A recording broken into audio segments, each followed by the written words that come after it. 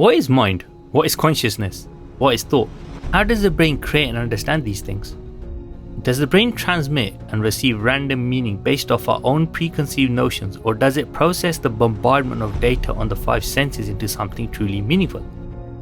Newton's first law states that every object will remain at rest or in uniform motion in a straight line unless compelled to change its state by the action of an external force.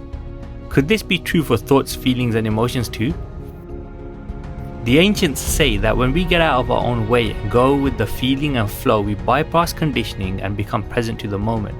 Maybe this is a balance of perceptions.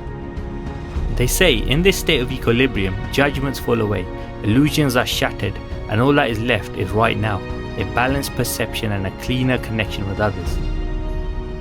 Join me on this journey as we talk to leading UK personal growth expert, life coach and 3 principles practitioner David Key as he shares how your thoughts and feelings can influence your connection and rapport with others.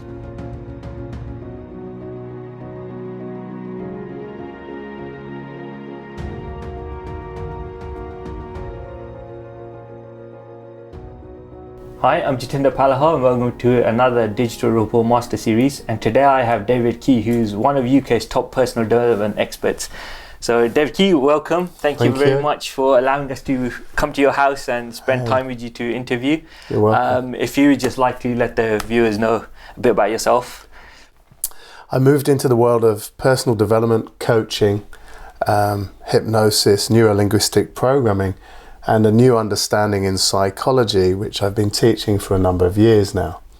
So I've been in the industry. I left the IT industry, and having worked in that industry for around 15 years, and moved into personal development when I decided, that's it, I've had enough of the corporate world.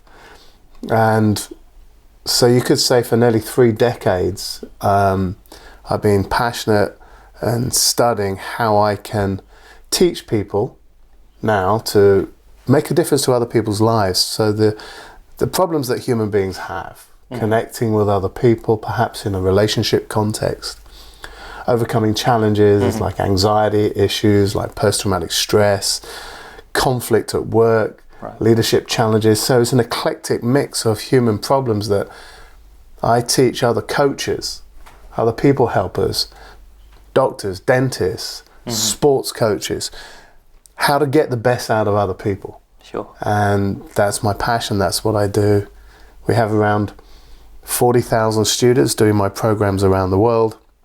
And I'm honoured that you're here. I was, when you phoned me up to say I want to come and interview, I was like, what have I got to share? You know. So hopefully, in this conversation, you can find something in there that might be useful for the people watching this video. No, absolutely. I mean, one of the reasons I wanted to meet up with you was because I saw all the work that you were doing and the kind of reach you've had and the successes you've had with like the Groupon side of things and your training generally. And because you've been in the industry for such a long time, I thought it would just be perfect to get your experience so that you could share it with the viewers, around the whole kind of personal development field. I think one of the main questions that I have is about the topic of rapport. So as a kind of general thing, what would you say is rapport? Cool. Rapport's a feeling. If I was going to put it in 1 word or 2 words or even a sentence, it's a feeling. It's a feeling of connection that we have with another human being, whether it be with our children and we're just in a loving feeling and getting on with them and we're not thinking about ourselves or them, it's just we're having fun and playing.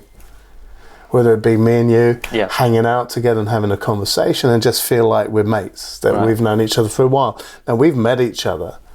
But for me, rapport is just that connection where you feel comfortable with somebody else. Whether that be feeling comfortable with somebody else face to face, or your mission is to help people get rapport on camera through the written word.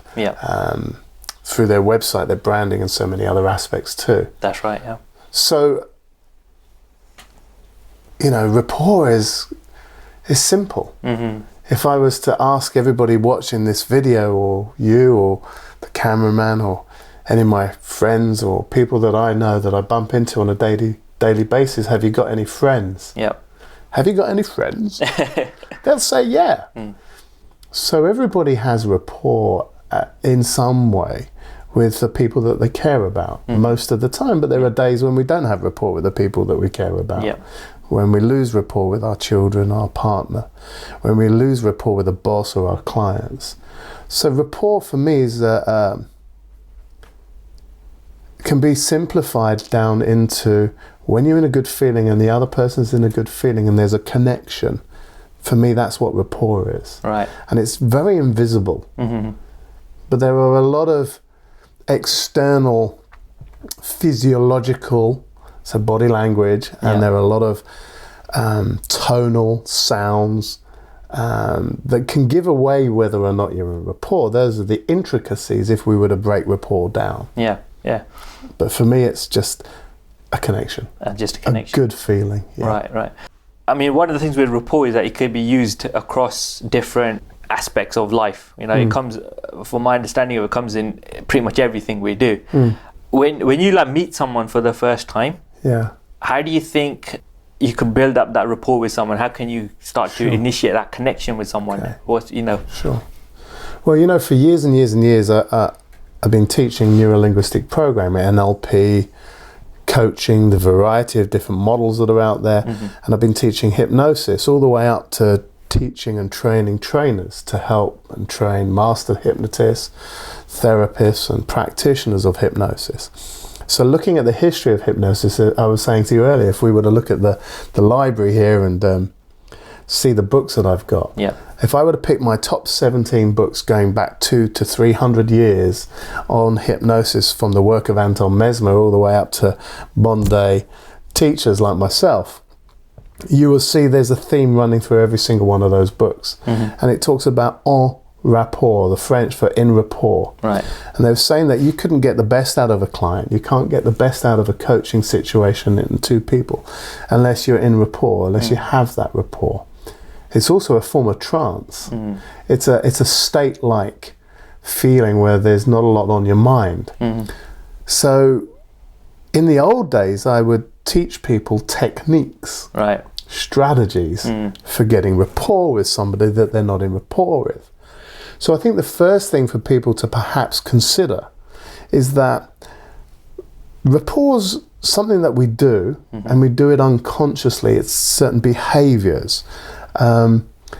So when we're not in rapport, that's the time to use the skills. I don't feel I'm in rapport with someone, so I need to maybe pace their breathing, match their body language, pace their energy and their feeling.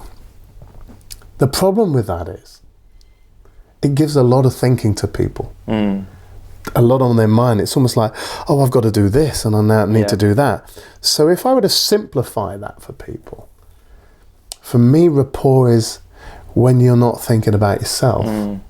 When all that insecurities about how am I doing? Am I in rapport with them? Am I getting on all right with you right now? If I'm stuck in my thinking and concerned about myself and my feelings and whether you like me or not, or whether they like me or not, that's extenuous thinking. That's extra thinking that you don't need. So it seems to me when people aren't in rapport, they're really just in a feeling that is perhaps defined by maybe a little bit of insecurity. And that insecurity is coming from the person's thinking. So I like to educate my clients now to sort of say, you know, if you can show up you, be you, and not try to be somebody you're not, and just talk from your own understanding about what you know, then you're authentic. And when you're in a state and a feeling of authenticity, then people will be drawn to you.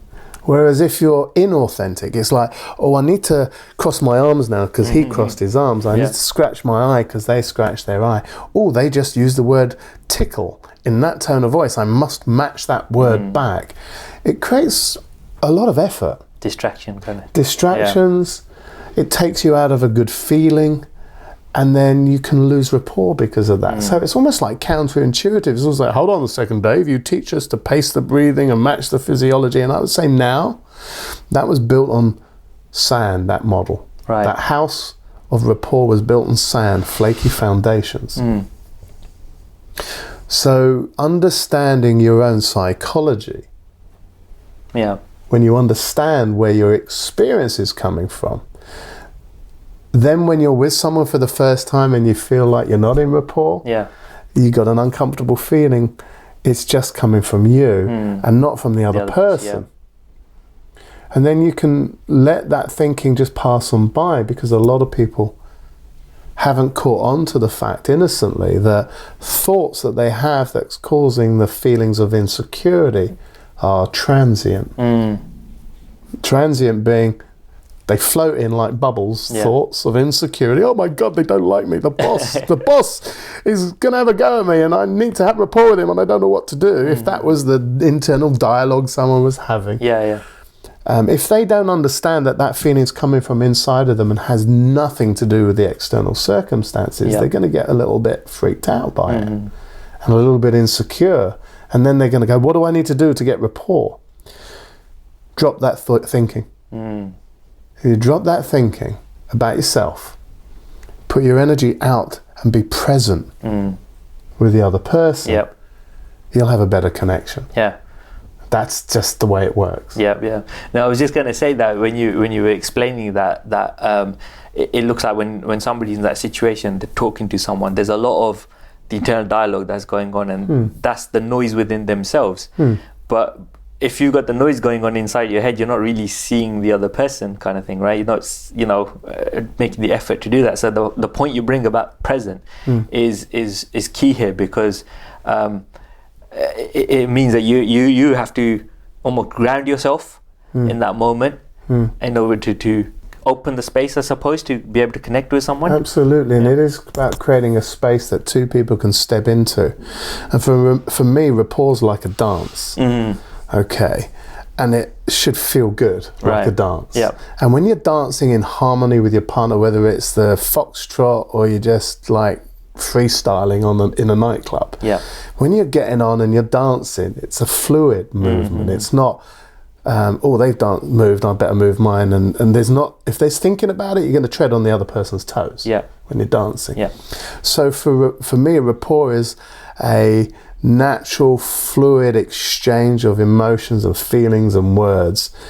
And if you're not present, if you're in your head, I mean, the word present sort of pretty much explains it. We've got now, which is the present moment. So being present is what so many people aren't. They're already thinking in their head, what's the next question I'm going to ask that person? So there's a noise in their head.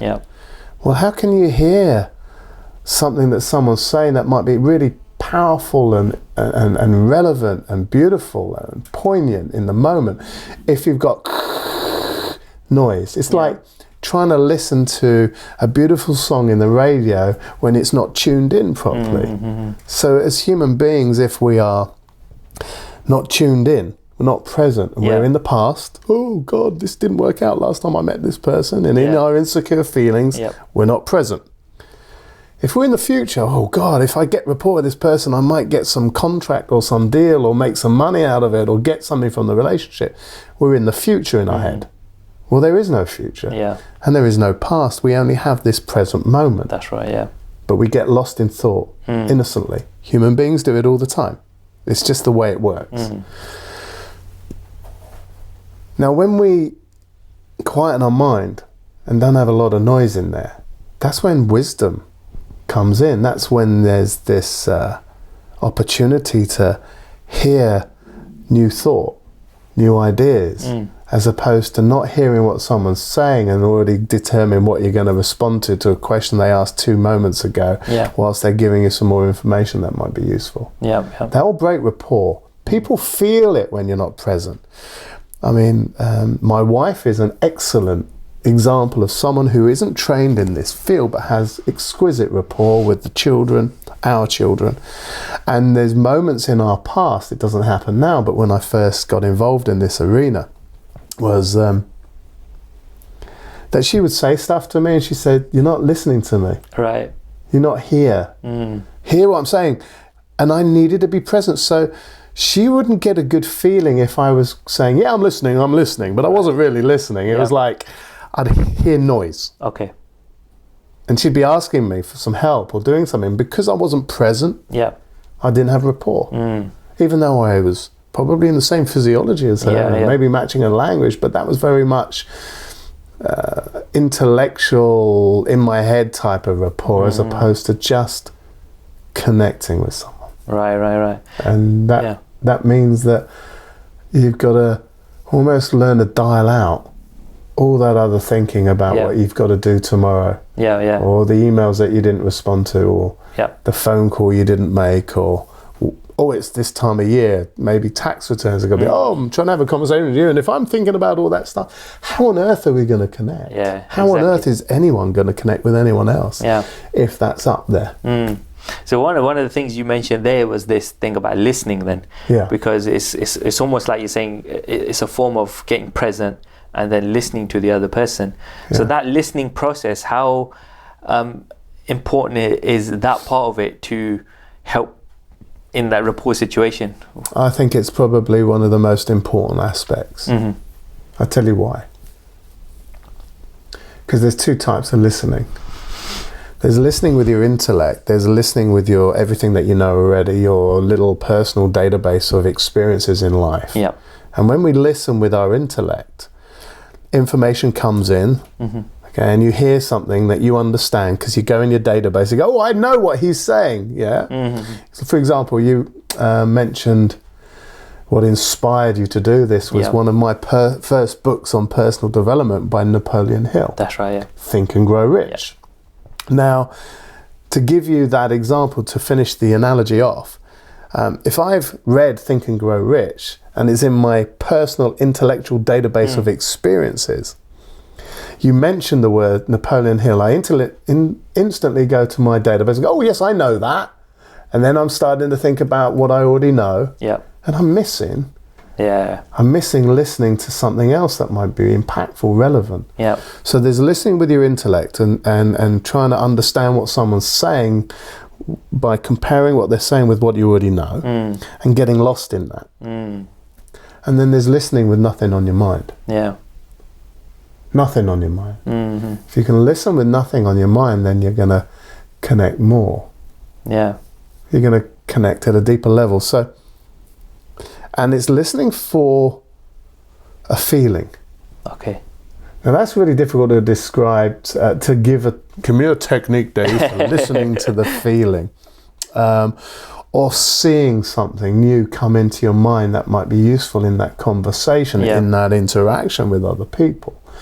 So I can only liken it to a metaphor that I have. I used to think I was a good listener. I used to pay attention to every single word. I'd sit forward and be associated into the experience and nod my head when they said something. But that wasn't really listening. That was using my intellect. And I think to contribute in a way that's more impactful when you're coaching or you're interacting with other people, it's to listen for wisdom. Now, wisdom you can't see, and it doesn't come from your experiences. It comes in the form of a new thought, a new idea. So I'll give you an analogy. Albert Einstein came up with the theory of relativity. It wasn't in his database. Because if it was, he would have already discovered the theory of relativity. It came as an idea. It came as a new thought. And it came through him in the form of a vision, which translated into E equals MC squared, which was the theory of relativity. But it was a new thought. It was wisdom that touched him. He came in and it was like, now everybody's experienced that. Where they've had an idea about something that they hadn't had before. That's wisdom. So how do you do that? Well, it's really difficult. But for example, if we were having a conversation or any of the listeners were having a conversation and they felt they weren't in rapport, the best way to get back in a rapport is to quieten your mind and just listen out for something that's useful in terms of a response. Now, how do you do that? Well, I'm going to give a metaphor and I hope it is helpful.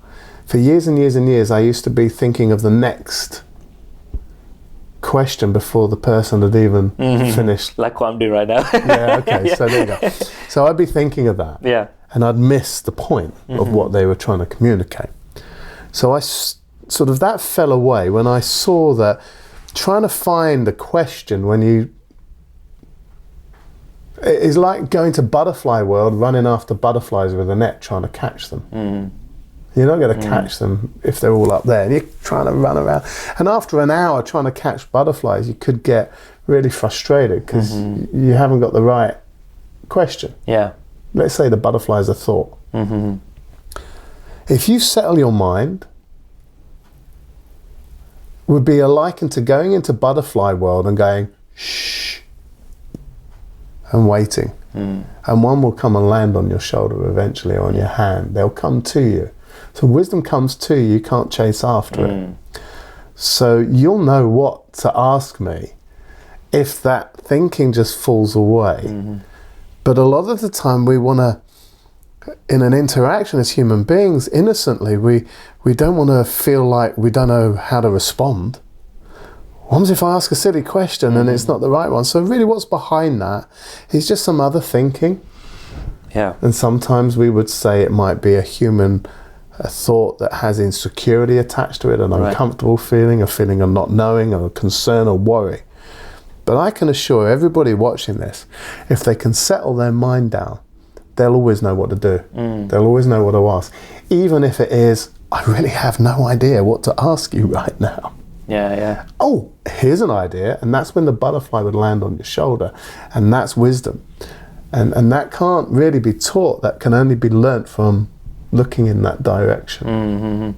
That makes sense. It's really interesting when you're talking about the concept of listening and how listening from the kind of intellect side, where we think we know what's kind of coming, as opposed to just being present and taking it on board. Using that kind of concept, do you think that because obviously with digital rapport, one of the things we're looking at is how you build that rapport online. And what a lot of businesses and people do is that they have an idea or a product or a service, they put it out there thinking that they know what their target audience wants. So they're putting their kind of projected listening, if that in a way, if that makes sense, onto the audience, but it's not necessarily what the audience needs. So in that kind of context, would you say that listening is also a kind of another general approach to kind of knowing and understanding the person? I think you get to know and understand the person when you're in their presence and you're just present. Yeah. And then in time, you'll get a sense of who they are as I'm developing, hopefully, an understanding of this interaction, this conversation, as much as hopefully you're doing the same with me at some level. But when I first went online, to share with the people who might not know, I wanted to appeal and reach out to more people. In the first 7 or 8 years of my business, I'd worked with, say, 1,000 individuals from around the UK, but predominantly in the area that my business is based. Yeah. And then I decided that I wanted to take that online. So I found a route to market, and we're sitting here with 40,000 students, and we're about to get exposure to about 11 million other people through the variety of relationships that we have with other businesses. And the reason I share that is because when I first started, I was asked to create a video. And all my experience on speaking on camera was there wasn't any. I was used to presenting on stage and having talking at events and stuff in front of live audiences, but never on camera. So I hired a guy that taught me how to do it. And the reason being, he was offering a free critique of anyone's video that they wanted to put online. This was about 6 years ago. Right. And I never really believed or got an understanding that presenting on stage was different to camera, but it really is. Or so I thought at the time. Right. So I had this guy, and he worked for QVC, and he taught Tony Robbins, Paul McKenna, and many other successful TV presenters. And I wanted to learn and get the distinctions between rapport with a group in the live room and rapport with a camera, which is totally different. Yeah. And he said, can you send me a 2-minute video? So I got my iPhone and I put it on a tripod and I did a little 2-minute video and I sent it off to him. And I got a 45-minute review back from him saying that I'd lost 97% of my audience in the first 3 seconds of my video. I was like, this is crazy. Right. I don't want to do that. I want people to be engaged, to draw them out. So I really had to study my art with someone who had a thin slice of expertise in that field. So again, it was the insecurities that I had on camera that I had to deal with, not some of the technical skills. That do you look above the camera, look below the camera, how do you look at the camera? They were skills that I needed to learn, as everybody would need to learn. But the fundamental psychology behind what was stopping me projecting onto camera was me. Right. And I needed to understand that. And I think everybody would benefit from understanding where they get their experience from.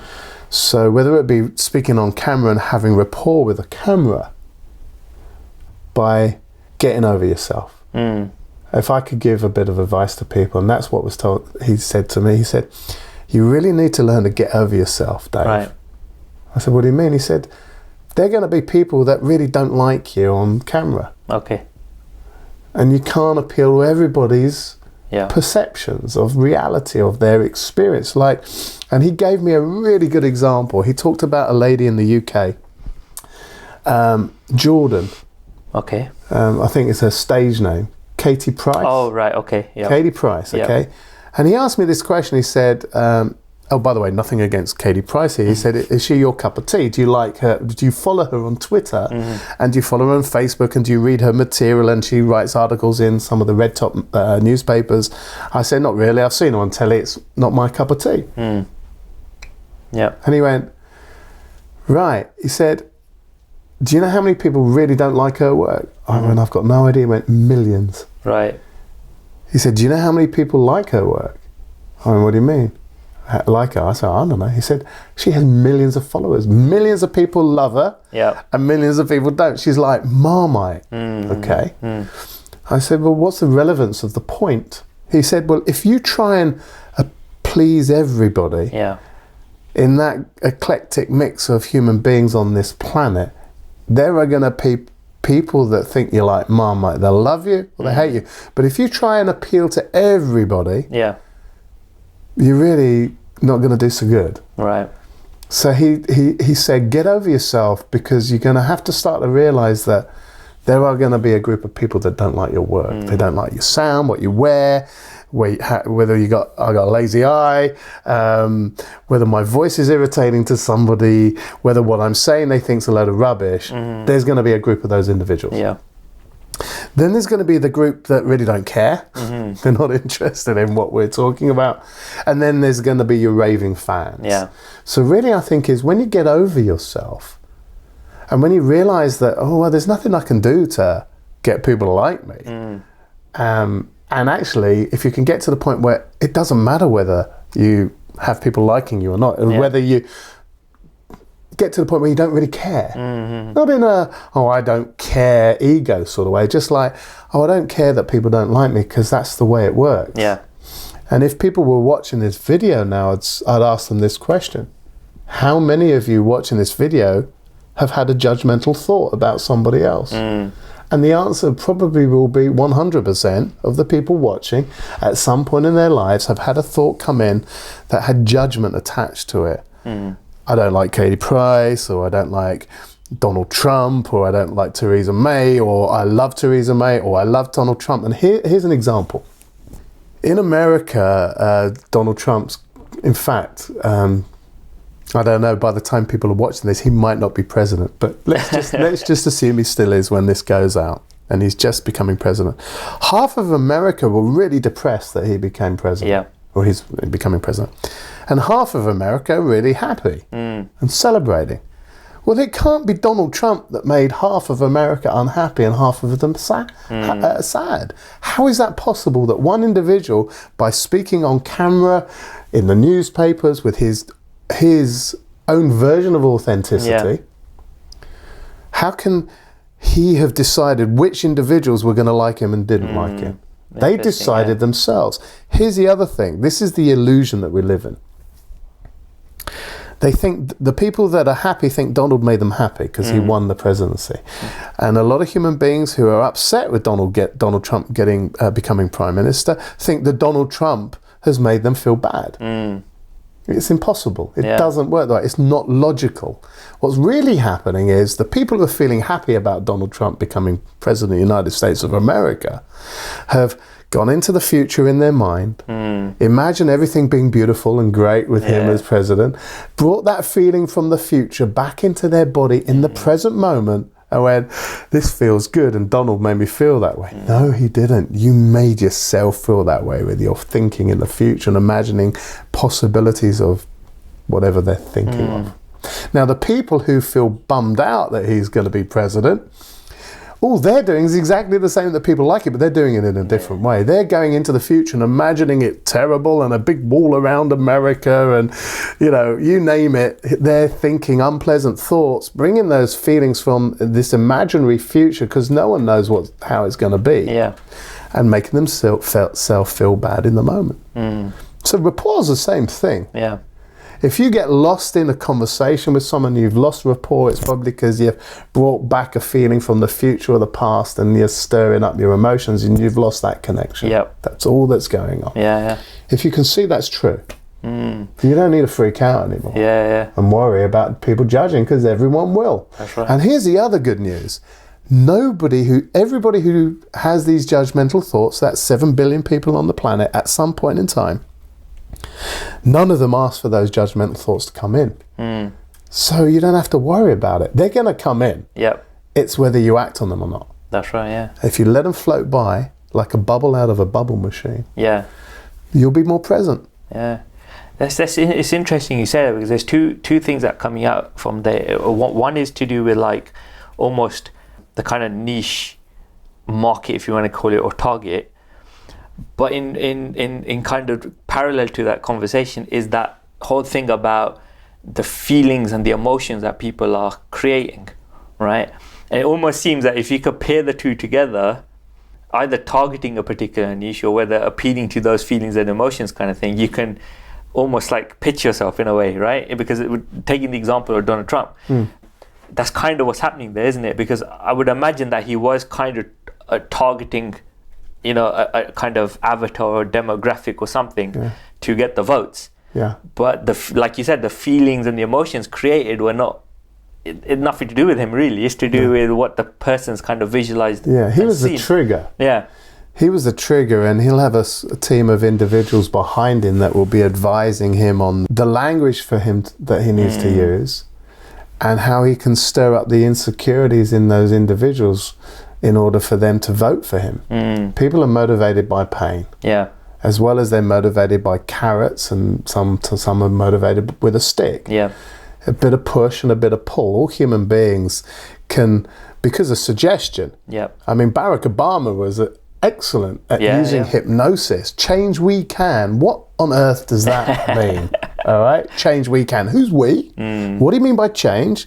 And it's all around vague ambiguity. So they're using these politicians, these orators. I mean, I've written a review of the work of George Esterbrook, who was hired by the CIA to investigate the work of orators like Adolf Hitler. Okay, all those years ago, to see if there was some technique or strategy they were using. And they were using language that was vague, ambiguous, which induces hypnotic states. They're hypnotizing people.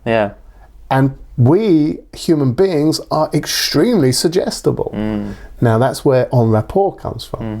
Because when you can get someone's mind quietened, you can make suggestions that can influence people. That's why we see stage shows, people clucking like a chicken, or drinking a pint of vinegar thinking it's a Coke, or eating an onion thinking it's a beautiful peach and juicy, and they seem to think that it's real. Because what's happened is all they've done is they've moved their critical faculty, their logic and reasoning out the way, and then slid in suggestions. Now, not everybody accepts suggestions. But if it's harmless, imagining eating an onion, imagining it's a peach on stage, if that person's way of living their lives go, oh, that would be all right. They'd probably play it out on stage. Yeah. So we're always influencing each other. Yeah. With language, with our emotional state. We're all walking around in an ordered state of consciousness with our eyes open. It's a trance-like state. It's called a daydream. I see it in Tesco's every day. You know, people get around to the butter and the bread counter, and they're looking up and down for their butter, and it's right in front of their face, and they can't even see it. They're in a trance. They forgot. So, for me, if people can see that, number one, they've already got friends. Number two, you can, wherever there's a problem, there's a human being and thinking. And whatever the niche is, if your thin slice of expertise is working in a particular niche, just talk from your own understanding, and in that in of itself is authentic and will act as a way of connecting, which we would call rapport. It's interesting because I'm kind of seeing parallels in the sense of that rapport. If you kind of know who you're targeting, who you're speaking to, understanding the person, you can, like I said, put suggestion in there and influence them to a certain degree. But you could do the opposite by not having the rapport or not falling, like connecting with their values or something. You could push them away as well. Well, right? Look at the logic in that. The logic in that is, if you're trying to engage a client, a new client, and you're losing rapport, then you've influenced them in some way to not do business with you. Right? As much as maybe influencing someone to do business. Well, what is influence? For me, it's such a big subject. I mean, the work of Cialdini, getting to yes. I used to teach sales and worked in that industry for, one of my first mentors was a guy called Peter Cobb. Most people watching this would never have heard of Peter. He's retired a long time ago. He was the MD of Apple in the 80s. And he was my mentor. He left Apple and set up a software house. And I was one of the directors there, VP of sales. He was there at the journey, and I used to learn a lot of things about influence from him and selling, but it's the psychology. It really is a psychology. And talking about what you understand. You talked about grounding earlier. For me, grounding is just another, when you're grounded, it's just another word for you're talking from what you know. And there's another problem for a lot of people who try to be generalists. They're a generalist when really niching would be useful for them, because that's their thin slice of expertise. They understand the language, they understand the market, they understand their own understanding of what it is that they're experts in that market. So an accountant training to become a coach would be better off coaching accountants. Purely because he can be, or that individual will be more authentic than someone who's trying to use the same language as the accountants because they read a book and went on their website and go, oh yes, I understand what you mean, balance sheets. Do you really? Because I don't. So I wouldn't try and talk from an area that I don't understand. And a lot of people do that innocently, thinking that they need to do that to get rapport. It's almost like, oh, I need to say that I understand rugby. Or football. I go with my friends, they talk about football. I don't talk about football because I guarantee I'll break rapport with all of them. Because they'd say, you're talking out of your backside, Dave. You really don't know what you're talking about. So being authentic is another key thing then in this whole kind of rapport building. I think it's the most important thing. You can get rapport with techniques, but that's sort of like, you'll get found out very quickly. And you don't need techniques for rapport if you can see that A, you got friends, so you must have the skills already. B, if you understand your own psychology and where your experience comes from. And Virginia Satir, I'll mention her name. She was one of the greatest family therapists to have lived back in the 70s. She was modeled by the co-creators of NLP, the three of them, Frank, Richard Bandler, and John Grinder, Frank Pachulik. And the three of those individuals, they modeled her language patterns and her work.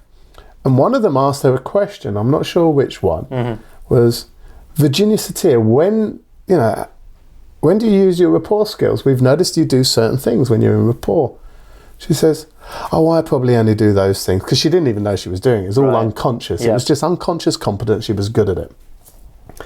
And her response was, oh, I only sort of do those things when I have a feeling that I'm not getting on with someone. Okay. So actually, my advice would be, forget about rapport, get in a good feeling. And whenever you take that good feeling to any relationship, it'll bring out a good feeling in the other person. And you don't have to think about how to do it, because you already know how. The minute we get a layer of extra thinking and insecurity, oh, I don't know how to get in rapport with the MD, I've never met him before, what do I need to do? Be you. Be you. Show up, be authentic, and just talk to that person as if they were a friend of yours down the pub, or in the bar, or in the coffee shop, or wherever you meet your friends. Yeah. A collegial conversation with another person, as opposed to a one up, one down. Because a lot of people put themselves down. They go, oh, I see it sometimes with my students innocently. Oh, Dave, you're the master trainer, and I'm just a lowly lay person who's just starting out learning coaching with me. Right. And I'm like, no, you're the same as me. You're another human being, flesh, bones, blood. You have different experiences of life to me. And my thin slice of expertise is to point out that you can already have rapport. You already know your subject matter. You can talk from your grounding. The only reason we break rapport is invariably when the ego kicks in. And the ego goes, oh, I need to impress. Yeah. I better talk about this. Oops, I don't really understand this. Now I've lost rapport. Stay in your grounding. In other words, stay in that area of expertise that you know for you. And you'll never go wrong, because people can smell a rat. Yeah. Because that's very important to the whole kind of topic of trust. Because if that trust is there and somebody trusts you, there's more that synergistic dance you were talking about, That's and the it. rapport just gets deeper and stronger. Talk about deeper and stronger. I mean, one of the things you do in hypnosis is that deep rapport kind of stuff, when you go down with the person and really connect on a deeper level. You want to talk a bit about that? Or? Yeah, I mean, it was quite funny. If you were to learn rapport from body language courses, I mean, I trained with Alan Pease from Australia in the 1990s, in 1993. Oh my word, that's nearly 25 years ago, isn't it? And he wrote Body Language. Right. He also wrote a book called Why Men Don't Listen. Right. And Women Can't Read Maps. That was the title of his book. And I met his wife, Barbara Pease. And they talked very much about crossing arms, that's someone's defensive. Well, I can tell you that's not true. Not in my world. It's a generalization. Right. Someone's sort of talking like this, they're hiding something. Someone's sitting like this, they think they're more confident than you, or they have one up on you. I mean, there were a lot of generalizations. They may or may not be true, but that's not my area of expertise. But for me, if everybody watching this cross their arms and just continue to listen to what they say, they're not being resistant. They might be cold. So a lot of that information is misinformation that people take on board, they apply it, and then they go down a rabbit hole, and then they go, oh, it doesn't work, and they think there's something wrong with themselves. There's nothing wrong with anybody watching these videos. If they're not connected with some, it's just that they're not in a good feeling. I'll give you an example where a universal experience that probably people can relate to. I mean, when I was a young man, many years ago, I'd like to think I'm still young now, but Absolutely. when I was in my teens, just left home at 17, 18, and I was single. So I used to go to nightclubs and go to parties. And I always wanted to meet a girl. And when I got in a bad feeling and go, oh, insecure, oh, they might say no. If I ever took that insecure feeling up to the bar to meet somebody, a pretty girl that I saw, and I went in there and I went over with that insecure feeling, then you know what would happen? They would run away. They would run a mile. Okay. So for me, the feeling is key. Get in a good feeling. And you won't repel people, because it's almost like, if I use this as an example and your phone as an example, like the magnets that draw each other when we were at school, poles, positive and negative, and if you had the polarities in the right order, it would suck in the magnet and they would stick, and you'd think it was really cool. Now as a kid, I used to turn the magnet around turn it around and I'll go near the thing and it would push it away. Yep. Well, that's an invisible energy that you can't see. It's like a magnetic force and it's pushing the other magnet away. Well, I think if two human beings are in a good energy, it's like they suck together and they create that oneness of being in rapport. But if one person's not in a good feeling and the other one is, it can almost like repel them. Repel them, yeah. So how do you bring a good feeling into your work, into your marketing? Is to understand that and see it play out, and notice it and observe it. So, for example, I was talking about hypnosis and on rapport. It's my cat. Hey. So we're talking about hypnosis and being in rapport. What some really cool things to observe for people who study with me is that when two people go into a trance, and let's say I was inducing a trance and you were relaxing and sinking into the chair and you were there and we were doing some hypnosis, invariably body language matches and mirrors when the person's got their eyes closed. So the amount of times that we've been doing demonstrations and the person's been like this, sleep, and I've crossed my legs and the person while they're asleep has crossed their legs. Oh, wow. Okay. I mean, it's just like there's what I call an unconscious to unconscious rapport. Right. I can't prove it. It's the edge of my understanding. Yeah. Even though my thin slice of expertise is a master trainer of hypnosis, it seems that we connect at an unconscious level. And the way, a universal experience that maybe people watching this have had is when they're in a deep conversation with a friend and that friend goes to say something and you go, I knew you were going to say that. Yeah. It's like, how do you know? Yeah. Where does that come from? There is something happening at an unconscious level. That's what I believe. Don't know if it's true, but I've got loads of anecdotal stories of where that's played out. Yeah. Even all the way back to one of our forefathers in hypnosis, Milton Erickson. And Milton Erickson was paralyzed when he was a kid, and he was in a wheelchair. He got over his poliomyelitis and then he relapsed later on in life, and he was in a wheelchair, so he couldn't cross his legs and match a mirror. And yet we learned so much from that guy in terms of rapport. He had a deep connection with all his clients, and that was because he didn't have a lot of thinking. He was in the trance most of the time, so he listened to wisdom. He was able to feel someone's insecurities and anxieties and was able to talk to them in a way that helped them start to see that it was all made up. It was just thought. That's interesting. I actually remember one of those examples when I was doing a hypnosis course with a colleague, and I remember we were all sitting down. I think somebody sneezed, and all of a sudden somebody coughed and sneezed, and it just rippled through. Absolutely. Somebody was twisting on the chair, and it just rippled through. That's really interesting, and that kind of links up to with maybe on some subconscious level kind of thing is how we're showing up in the world as well, or what we're doing, which we pick up on consciously and unconsciously in a way that has an effect on a group rapport, right? I mean, you must have seen it enough time when you got one-to-many kind of situation.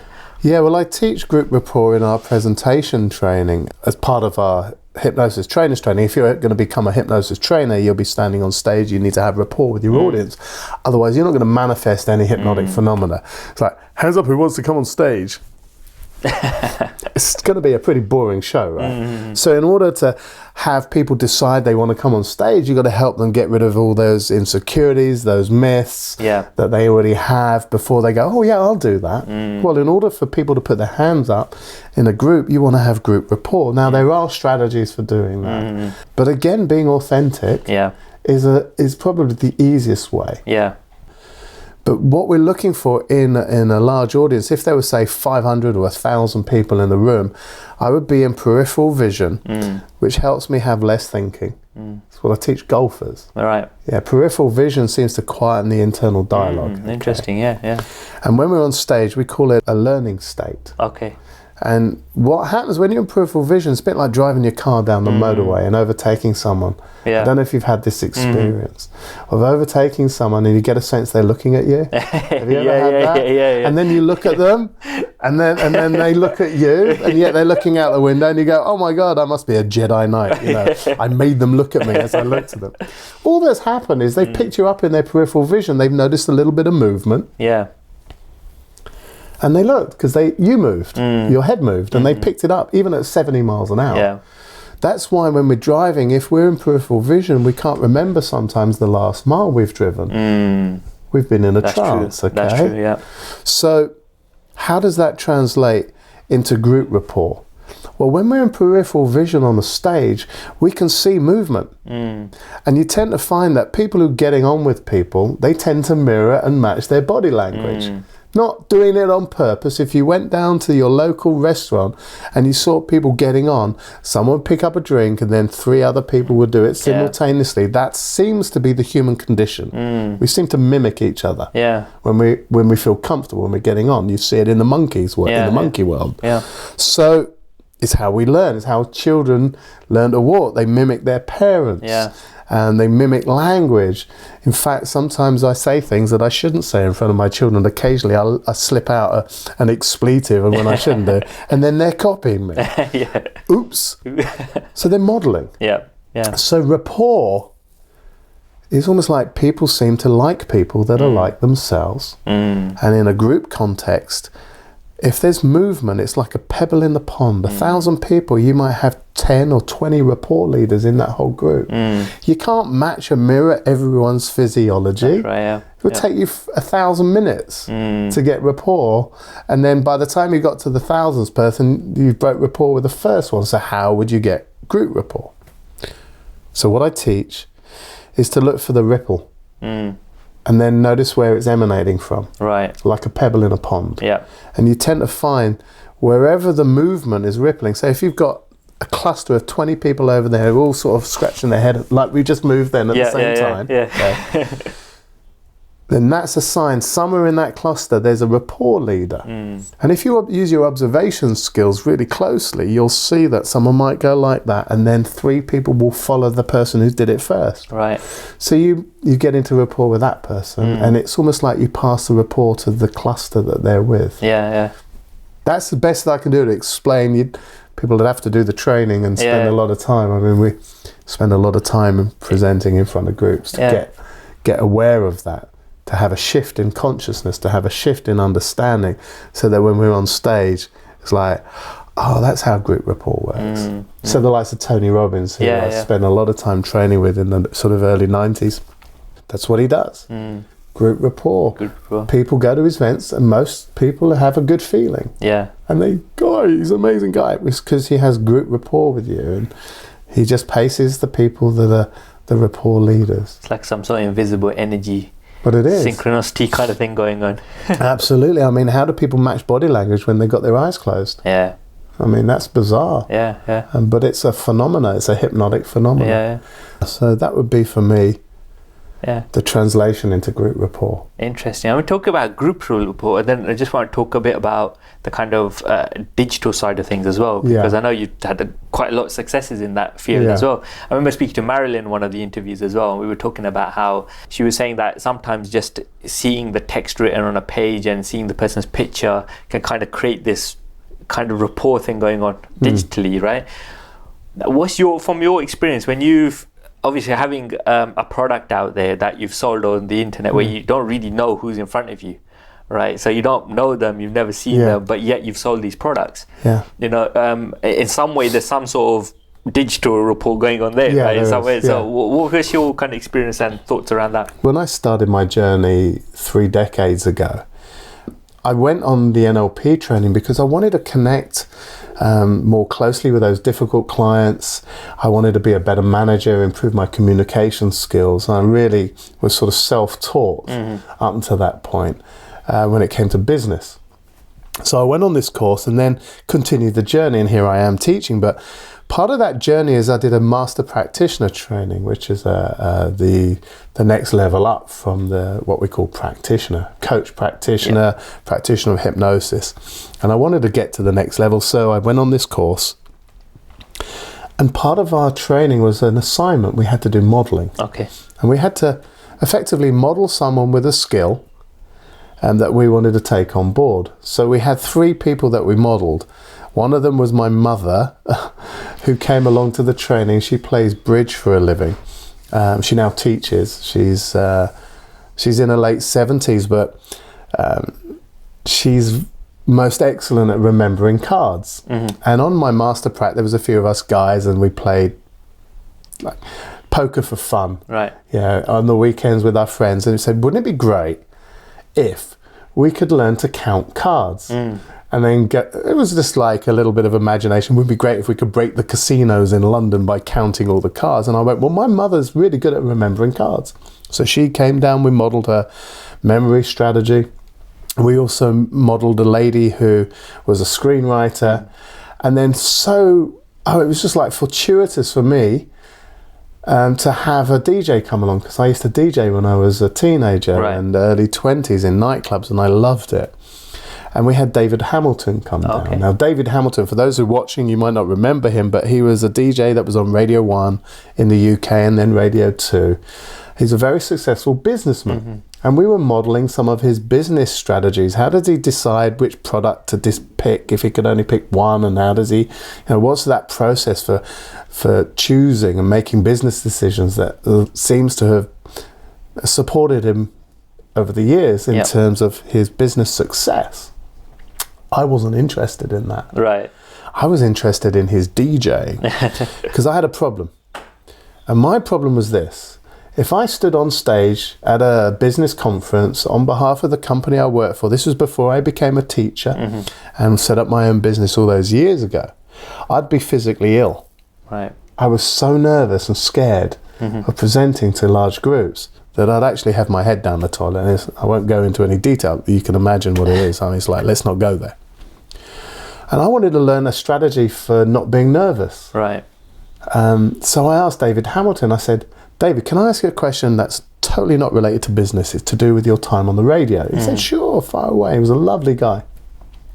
I said, how is it that you can speak to 2 million people or 10 million people on listening into Radio 1 every morning or Radio 2 every morning and not get nervous? Because I asked him, are you nervous? And he said, no, I don't get nervous. Right. I said, how can you not do that? 2 million people? Yeah. And here's what he said, and changed everything for me. He went, well, I don't imagine I'm talking to 2 million people. I said, what do you mean? You are talking to 2 million people? He said, yeah, I know I'm talking to 2 million people between 8 and 9 o'clock on a Monday morning, rush hour. But that's not what's in my head. That's not what's inside. Yeah. So I said, what's inside your head? He went, oh, it's really simple. When I'm talking to the camera, I'm imagining I'm talking to a good friend. Just a friend down the pub that I'm having a chat with. And when I tell a joke, I imagine my friend laughing. It's like, really? Is it that simple? Yeah. So I took that strategy, which was just a concept, a thought, and I tried on that thought. So when I brought out my products online and via Groupon and sent them around the world, I realized that it's just one person watching the video at home on their own or on the train on their iPhone, and there's nothing to be concerned about. So there's going to be people watching it go, oh, I don't like this, and there's people that do, but I'll never get to see them. And when you get over that insecurity and worry about people liking your stuff, you'll be more authentic. You'll show up and you'll bring a different feeling to the table. That would be my final, I think. Because you probably got gathered already. I could probably talk for another 40 days. No, we're cool. On this. No, that's really cool. I mean, just a little bit more on the online side of stuff. And then, do you know when you went about creating your product online? I mean, you had done all the stuff kind of teaching anyway, but then you thought, all right, I'm going to go online with this thing, right? Did you do like target research or put the sales pages as copy in a certain way, or any structure to that, or that's a really good question. Go about doing that side of it? Well, I for years was sitting on the fence watching the people that I perceived to be thought leaders in this field. Frank Kern, Ryan Dice, now Gary Vaynerchuk. I love his work. I'm actually doing his course now. I've got it with Udemy. Right. Gary Vaynerchuk. So my advice to people is consume the content of the experts that you look up to, the models, follow in their footsteps, hang out with the experts online, watch what they do. I sat on the fence for 5 years before I got off the fence and decided to do what I do now. I brought it out online because I got the logic. I was looking at what these other people are doing and saying, how are they doing so well?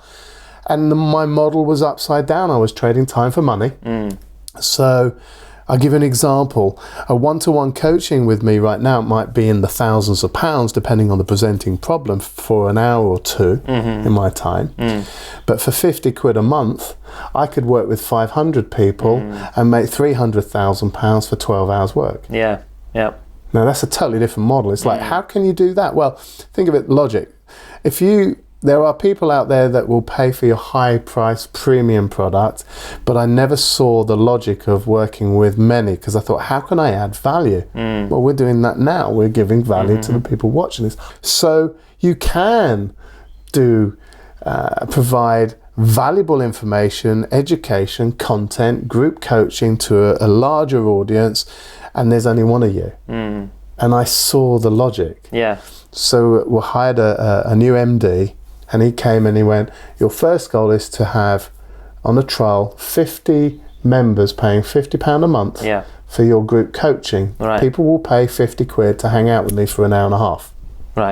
As opposed to maybe £5,000 what some people pay. And I was like, right, okay. But 50 people, that's 200 or whatever, 2.5, that it's like less than we would charge per day for the business. He said, but when you scale it over 12 months and you do 12 sessions, 12 group coaching sessions, 50 people as a trial is £30,000 worth of revenue. And I went, seriously? I never did the math. I never really looked at the detail. To go full circle to answer your question, have we done our research on that? Yeah, we asked a few people, but how many people would be interested in this? And 80% of people we asked put their hands up. But previously to that, I went with a feeling. I know there's a lot of things going on in the world, say you must research your market. Well, ask questions of your customers. But I went with a feeling. As much as I did with my G-pot, that G-pot invention. I just go with a feeling and I'm guided that way. I just trust it. And some of them don't work out. But we're in a game of work, right? Game of digital marketing. It's just a game, and if people can also back off and go, it's not real life. It's a game, and I can make up my own rules. But there's other people that have been here before me. To save learning through the school of hard knocks. Learn from the people that have done their homework. Based on modeling, right? Been there and done it. Exactly. So it's good to research, find what the experts are doing, see what they're doing, try to model it. Just copy them in a way, right? Well, modeling is copying. It's sort of like the model that we have, it works. And it's been working for 5 years. But things change. So now we're doing a group membership program because actually it's in a more powerful model. But that's for people to discover for themselves. But the only thing that stops people performing, whether it be getting into Rapport or bringing out new products, is too much thinking and insecure feelings that are being generated via that gift that they have, is to use their thinking in any way they like. So they can imagine it all being terrible, or they can just imagine it working out. Now, not being deluded, you still need skills, you still need content, and I think content needs to be outstanding to differentiate yourself from the people who are recording in their bedroom. Good lights. Understand, editing. So I don't do editing, so I have to give it to someone like yourself, or we've got other editors as well. Okay. So just to summarize on it, from what I'm getting from the whole kind of Rapport side of stuff, is like one of the first kind of things seems to be about presence, getting creating the space for somebody to open up, being present. Listening is a key element of it. So the listening then creates like a trust, and being authentic is another element of it.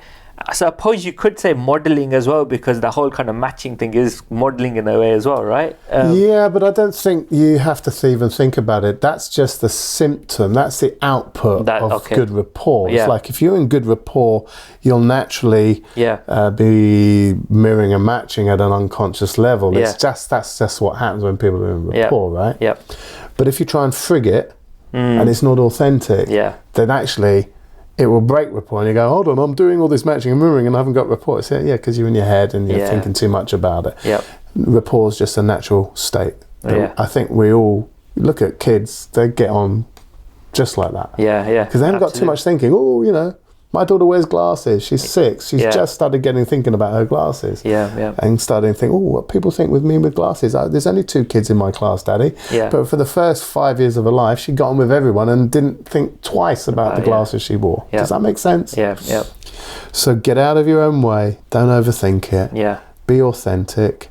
And the other thing is the research. You talk about trust. Yeah. And Professor Morabian did some research and said that when we're communicating, the biggest portion of our communication are our vocal qualities that we have and our physiology. Right. And the words account for only 7% of all of our communication. Okay? Yeah, yeah. Well, if the words only account for 7% of all of our communication and 93% is non-verbal, we need to get into a good feeling when we're with people, because if we're not in a good feeling, it'll come out in our tics and insecurities and shifting, and face color will go red and blah blah blah blah blah.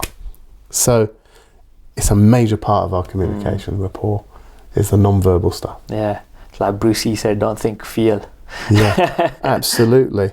And he also said, if you've got too much thinking going on in your mind, you need to empty your thinking. In the metaphor of if there's too much tea in your teacup, you need to empty your teacup. Absolutely. And I think, if we finished on that metaphor, anyone who's thinking too much, has got too much tea in their teacup, they need to empty their teacup, and they'll be more authentic than they could possibly imagine. Absolutely.